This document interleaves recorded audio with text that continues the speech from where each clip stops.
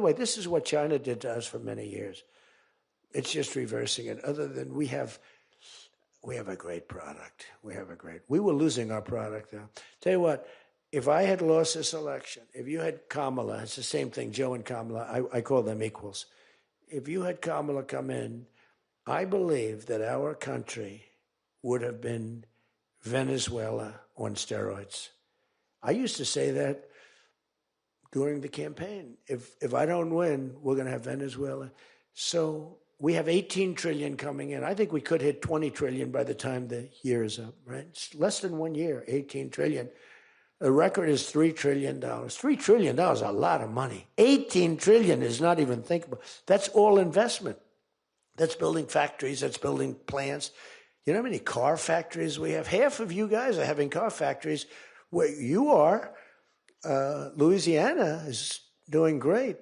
Georgia, right next to you, is doing great. Hello. Nice guy. All nice people. Actually, in this room, I can't see it. Is there anybody I'm supposed to dislike in this room? I think that a couple of people maybe didn't show up. There's only one that I really dislike. I mean, the same person that Mike gave up on, because there's something wrong with him. He's a sick person. But there's only one, really. The others, you just have to understand them. You know, they have some problems too. But you just have to sort of go with them and understand them, feel sorry for them. Advise their family, are they okay? Because what we're doing is right. But $18 trillion, car plants being built. I was in Japan. Somebody admonished me. He shouldn't be traveling. I don't like to travel.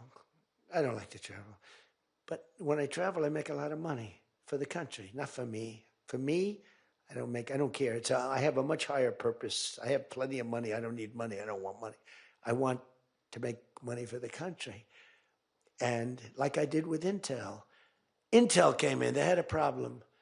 I said, I can solve the problem, but I think you should give the United States 10% of your company. He goes, whoa. I said, yeah, I think I can help you with the problem, but you got to give the United States, not me. Sometimes I'll say, give me, but when I say me, I'm talking about, I'd love to accept it, but I don't think that law enforcement would like that, right? I'm very cognizant of law enforcement, perhaps more than anybody in history. Actually, a friend of mine who's really smart said, you know, you've got to be the most honest guy in history. Because you have been examined, your books, your records. I have a big business. Every record.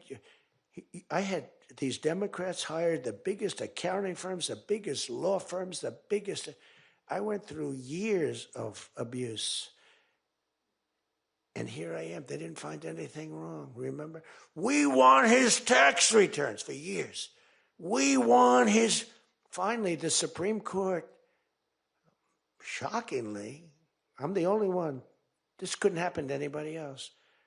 You have to give your tax returns, right?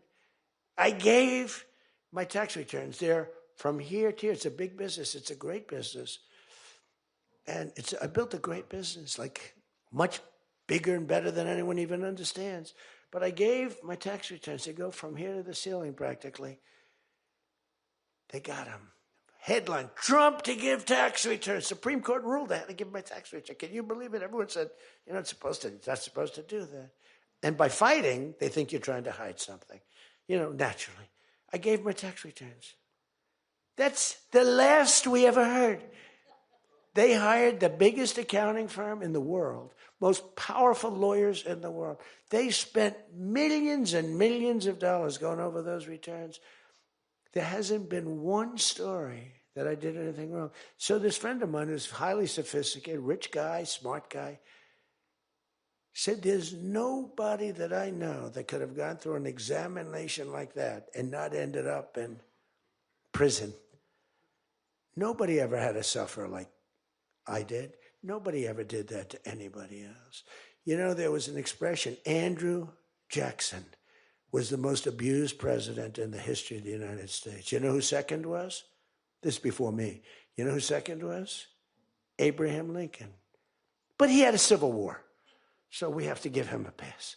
But Andrew Jackson was treated horribly. He was a great general and a good president. So bad that his wife died. I mean, his wife died. They were horrible. But I just saw a report came out the other day. I blow them away. He never got impeached twice. I got impeached twice or nothing. On a perfect phone call, remember?